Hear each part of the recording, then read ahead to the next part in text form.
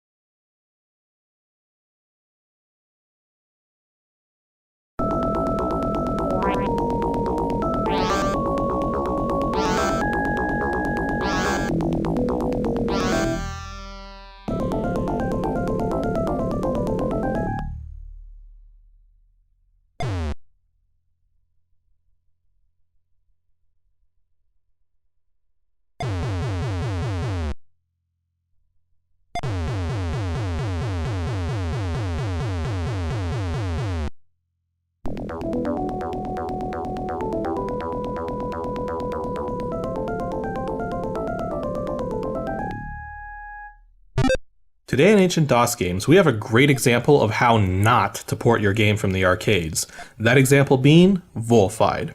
I first played the original arcade version of this game over 20 years ago when it was new, and that version of the game was awesome. It had great special effects, the gameplay was just the right speed, and every level had a different feel in the way the enemies would move and attack.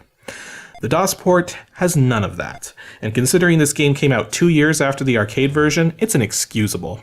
Even the DOS port of Bubble Bobble, another awesome game by the same company which came out 2 years prior, is infinitely superior to this game and almost hits the original arcade quality. So why is this DOS port such a disappointment? Well, we'll get into that, but first, let's take a look at the game stats. Although Volfied was originally created by Taito, the DOS port was developed by Oxford Digital Enterprises and published by Empire Software in 1991. Now this is contrary to how Novalogic did the more popular Taito arcade ports, and the difference in quality really shows. It's a 1 to 2 player arcade game featuring support for multiple 320x200 graphics modes, including CGA 4-color, Tandy 16-color, EGA 16 color, and VGA 16 color. The VGA mode may be limited to 16 colors, but it takes full advantage of the VGA's palette modifying capabilities. Its sound support is really strange, as it supports the PC speaker, Tandy 3 voice, and AdLib cards from music, but only produces PC speaker sound effects, which is bizarre because there's no music during the gameplay. I don't know. As for its current release date, it's still commercial, and finding a copy of the DOS version is next to impossible. But really, unless you're a hardcore collector, this is not the version of the game you want to be playing, and instead, you should get yourself one of the many other ports. The Taito Legends compilation has the original arcade version, though it's pretty expensive nowadays. Your other options are to find Kix Neo for the original PlayStation, or Ultimate Kix for the Sega Genesis, aka Mega Drive. They're both essentially the same game. I should also note that of the many ports that there were of this game, not a single one of them is the exact same as the arcade version. So, just like virtually every Taito game ever made, this one has a very simple story. A spaceship by the name of Monitros is on its way back home to planet Volfied, only to discover that the planet's been completely devastated by aliens of some sort. However, an SOS is picked up from underground, suggesting that at least some of the people have survived. You thus make the decision to take your ship down to the surface and fight your way through the alien hordes to rescue the survivors.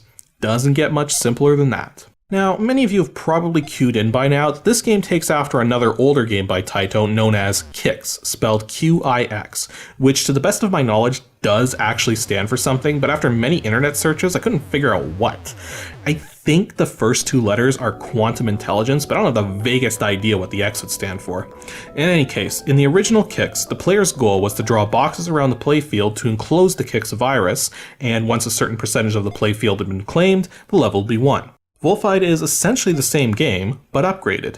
Now, instead of fighting the same viral entity in every level, you have 16 levels each with their own bosses and enemies to face, as well as power chips to help you out and a shield system to keep you from being destroyed. And here's how it works.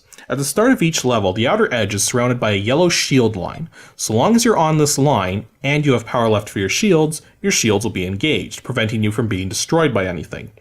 You can only move along this line, unless you activate your laser cutter by holding the fire button on your joystick or spacebar on the keyboard.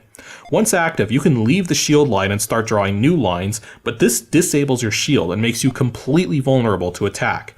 In fact, if anything touches the line you're drawing, the impact will create a burst of energy that travels down the line and will destroy you just as easily. Unless you can reconnect with the shield line first. Once reconnected, the shield line will now travel through the new line you've created, and the area on the side that doesn't have the boss on it will be claimed. Claim 80% of the board and you'll destroy the boss and move on to the next level. Thankfully, there's power chips in every level to help you out. The power chips are stored inside energy blocks, which come in 3 forms: regular, disappearing, and special. The regular blocks just house regular power chips, as do the disappearing blocks, which appear and disappear at regular intervals. Keep in mind though that the energy blocks can sometimes be empty. However, the special energy block, which has a red light on it, is far more likely to have a laser or clash power chip, let alone any power chip at all. Not to mention is the only block that can house a very special weapon that can destroy the boss simply by shooting it. This is slightly different from the arcade game, where in the arcade version, collecting the special block would sometimes cause a gold block to appear where you'd be able to get the special weapon from, or even 1-ups. Yeah, there's no random 1-ups in this port, which is kinda lame, though you can still get extra lives from getting enough points. The standard power chips include speed, clash, power, timer, and laser. The speed chip gives you a burst of speed so you can draw lines faster. The power chip temporarily stops your shields from losing energy. The timer chip stops time for a brief moment and is extremely useful. The clash chip destroys all the regular enemies on the screen, and the laser chip gives you a laser that can shoot down the standard enemies, but has no effect on the boss. Now, this game is extraordinarily hard, and the DOS version is in fact harder than the arcade version. Yet try to wrap your mind around that one. The very first time I played the arcade version, I actually got to level 3. The very first time I played the PC version, it took way too many tries just to get past level 2. And as I mentioned before, I played the arcade version first when it was brand new. So why is this DOS version so much harder? Well, there's a number of reasons. Firstly, in the arcade version, the shield energy ticked down at a fairly slow speed.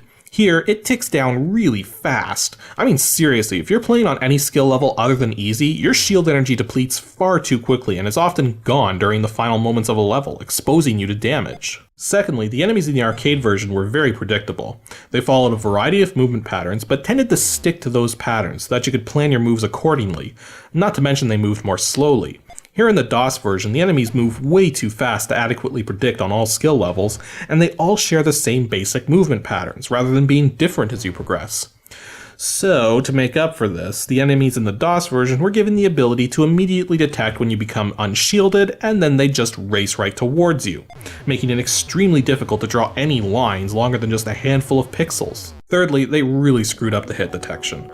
Despite the circular form factor most of the enemies in this game have, the DOS version uses bounding boxes rather than bounding circles. This makes level 5 virtually impossible, as the boss of this level is almost perfectly circular, and you can somehow manage to trigger collisions with it when you still have several pixels of clearance, not just 1 or 2. Lastly, they changed the mid-level scoring system a little. In the arcade version, you get points based on how long your lines are and how much area you can claim in a single moment. In the PC version, you only get points based on the length of your lines, which means even if you claim 90% of the level in a single line, you only get points for the line itself and not the area claimed. This makes it harder to rack up the points necessary for the extra lives you can get. Despite all of these changes though, the gameplay is essentially the same, and thus many of the same strategies apply. For instance, the more the boss bounces around between its main attacks, the smaller it gets, allowing you to force the boss into increasingly smaller and smaller spaces, until you can finally lock it away with a really high percentage to give you incredibly high bonuses. Presuming you don't run out of shield energy before then.